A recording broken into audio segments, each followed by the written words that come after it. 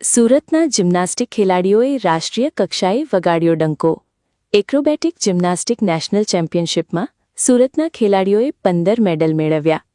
સુરત, કર્ણાટકના મૈસૂર ખાતે યોજાયેલી એક્રોબેટિક જિમ્નાસ્ટિક નેશનલ ચેમ્પિયનશિપ 2026-27માં સુરતના ખેલાડીઓએ શાનદાર પ્રદર્શન કરી ગુજરાત અને સુરતનું નામ સમગ્ર દેશમાં રોશન કર્યું છે.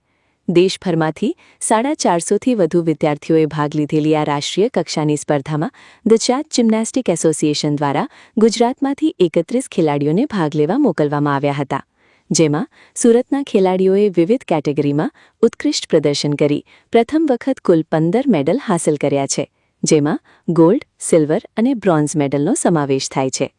ખાસ વાત એ છે કે સુરતના 15 મેડલ વિજેતા ખેલાડીઓમાં 9 મહિલા ખેલાડીઓનો સમાવેશ થાય છે.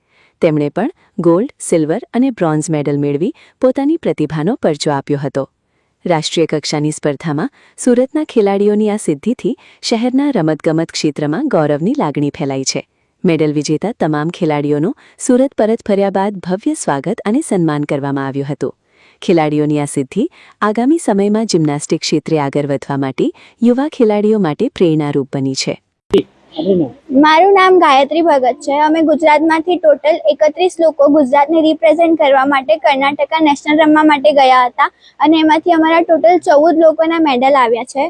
અમારા કોચનું નામ છે વિરલ સર અને વિશાલ સર.